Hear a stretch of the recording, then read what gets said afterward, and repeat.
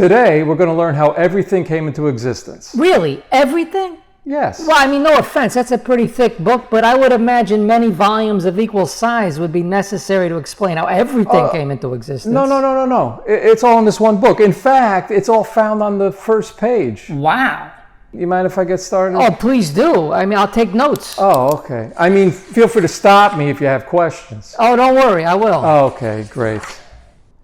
Genesis 1. In the beginning, God created the heavens and the earth. Stop. Really? What? Well, you just sort of jumped right to everything exists. See, I thought we were going to build up to that. Oh, I see. No, that's just the setup. That's the what. Next, I'm going to explain how. Oh, okay, I get it. I'm sorry. I'll try not to bother you. Where was I?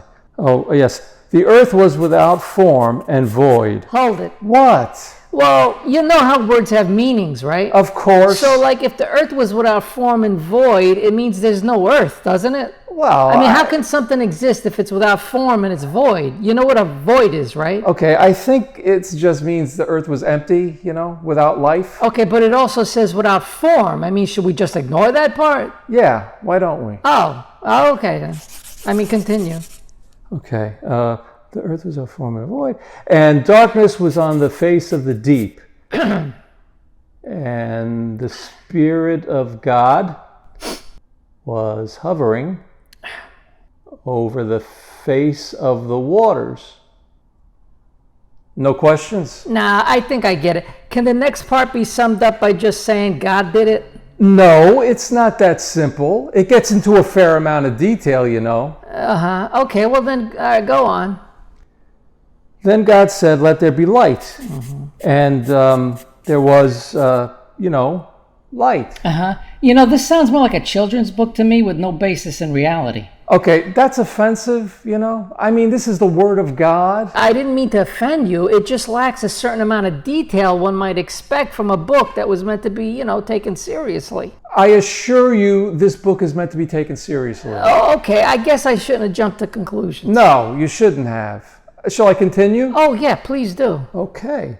And God saw that the light was good. I'm done. Oh, come on. Give it a chance. I gave it a chance. It says there's light and it was good. It makes no mention of how hydrogen atoms slowly condense into a molecular cloud over millions of years until it finally collapses under its own gravity, forms a protostar, and how that protostar's core eventually becomes hot enough to fuse hydrogen into helium, which releases energy as light as a new star. Well, actually, God creates the light first. He doesn't create the sun or the stars until later in the week. I'm beginning to think this isn't very accurate. Okay, it uses poetic license. Yeah, okay, but it could have gotten the order of things right, though, couldn't it have? Look, in the grand scheme of things, these are minor details. Oh.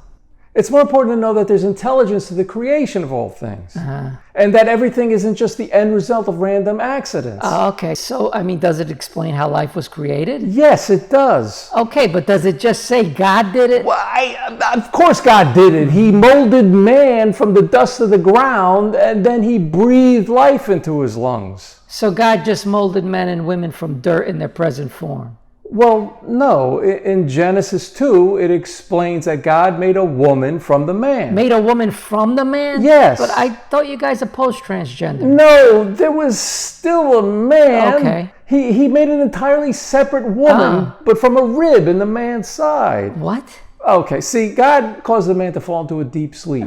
And when he was sleeping, he took one of the man's ribs, and then he closed up the hole with flesh. Wait, whoa, he performed surgery in the dirt? Did he at least wash his hands first? Okay, Did he have to do this with all the animals? Was there blood everywhere back then? It doesn't say. But wouldn't that creation process make females seem less important than males? Well, if God made males first and then females were later created from males... Okay, let me explain. When Adam was in the Garden of Eden, God wanted him to find a suitable helper. He did. Yes. So Adam began to name all of the animals. But see, he couldn't find a suitable helper, so God thought to make Eve. Whoa, let me get this straight. He only thought to make a woman after Adam couldn't find a suitable helper from the animals? Well, what the hell was Adam trying to do with the animals? Okay, I don't appreciate that insinuation. Was God's first clue that Adam was sexually frustrated when he started naming birds boobies? Okay, you know what? I think that's probably enough for this week. Okay. Next week, we'll discuss man's fall from grace and original sin. Yeah. Was it Eve's fault? You know, I really don't want to discuss it right now. I mean, it was, wasn't it? You're going to blame it all on the woman, aren't you? Look, she did tempt Adam, but they both disobeyed God and they were both punished. In fact, we're all guilty in paying the price for original sin. So what's the punishment? We're all fallen and cursed as a result. Oh. Men are subject to painful toil, to work hard their entire lives in order to feed their families, and women have to be obedient to their husbands. Ah, there it is. I saw that coming. Well, yes, and the woman's pains in childbearing were made to be severe as payment for original sin.